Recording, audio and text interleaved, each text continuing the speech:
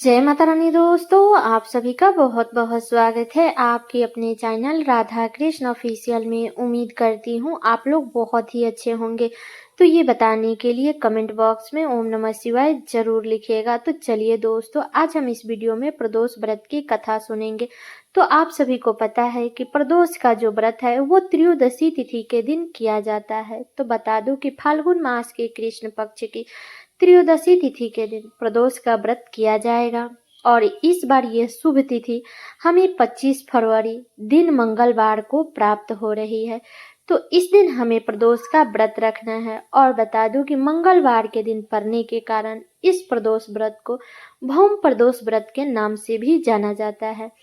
तो आप सभी को पता है कि हर माह में 2 प्रदोष व्रत आती है, एक शुक्ल पक्ष की और एक कृष्ण पक्ष की। और दोनों ही प्रदोष व्रत का अपना अपना महत्व होता है। इसलिए प्रदोष व्रत जो है ना, वो भगवान शिव को समर्पित है। जैसे एकादशी का व्रत भगवान विष्णु को समर्पित है, वैसे ही प्रदोष व्रत भगवान शिव को समर्पित है। तो बता दूं कि प्रदोष व्रत के दिन कथा जरूर सुननी चाहिए या पढ़नी चाहिए। कथा सुनने या पढ़ने से ही हमारा व्रत भी पूरा होता है और इस कथा से ही हमारा पूजा भी पूरी होती है और भगवान शिव का आशीर्वाद भी प्राप्त होता है। जीवन के सभी कष्टों से आप दूर होते हैं। तो आइए सुनते हैं मंगल प्रदोष व्रत की कथा। एक बार सूत जी बोले, अब मैं आपको उस एक बुढ़िया की कथा सुनाता हूँ जिसने यह व्रत किया था और करके मोक्ष को प्राप्त हुई थी। अत्यंत प्राचीन काल की घटना है। एक नगर में एक बुढ़िया रहती थी। उसके मंगलिया नाम का एक पुत्र था। बुढ़िया औरत को हनुमान जी पर बड़ा ही श्रद्धा था। वह प्रत्येक मंगलवार को हनुमान जी का व्रत रखती, यथाशक्ति उनका भोग लगाती, उनकी पूजन करती। बुढ़िया मंगलवार के दिन ना तो घर लिपती थी और ना ही मिट्टी खोदती थी। इस प्रकार से व्रत रखती थी। जब उसे व्रत रखते काफी समय बीत गया तो हनुमान जी ने सोचा कि चलो आज इस बुढ़िया की श्रद्धा की परीक्षा लेते हैं। तब हनुमान जी ने साधु का वेश बनाकर और बुढ़िया के द्वार पर आ पहुंचे और पुकारने लगे कि यहाँ कोई हनुमान जी का भक्त है जो हमारी इच्छा पूरी कर सके।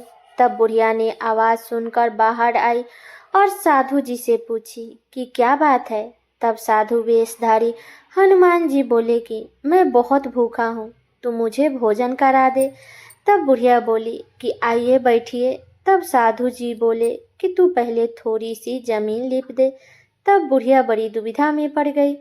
तब बुढ़िया ने अंत में हाथ जोड़कर कहा कि हे महाराज, लीपने और मिट्टी खोदने के अतिरिक्त जो काम हो आप कहें वो मैं करने को तैयार हूँ, क्योंकि मैं मंगलवार के दिन ना ही तो घर लिपती हूँ और ना ही मिट्टी खोदती हूँ। तब साधु वेशधारी हनुमान जी ने 3 बार परीक्षा करने के बाद कहा कि तू अपने बेटे को बुला, मैं उसे औधा लिपटाकर उसके पीठ पर आग जलाकर भोजन बनाऊंगा। बुढ़िया ने सुना तो उसके पैरों तले जमीन ही खिसक गई। मगर बुढ़िया वचन हार चुकी थी। उसने अपने पुत्र मगलिया को पुकारा कर साधु के हवाले कर दिया। मगर साधु ऐसे मानने वाले नहीं थे।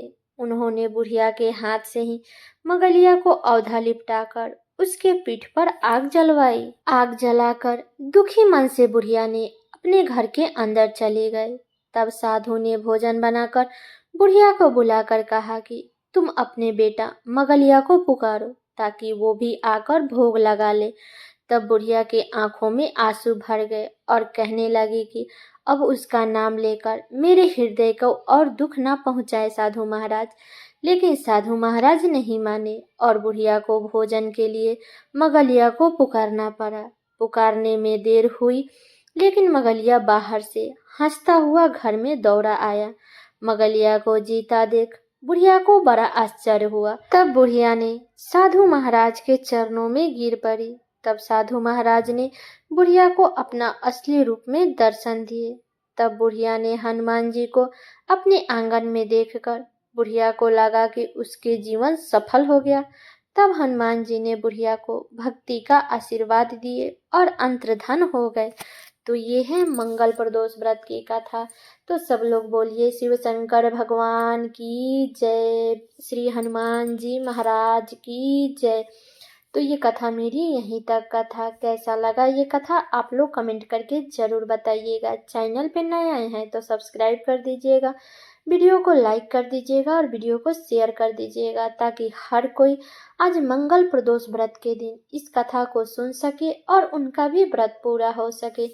तो चलिए दोस्तों, मिलती हूँ अगले वीडियो में किसी नए वीडियो के साथ में। तब तक के लिए नमस्कार।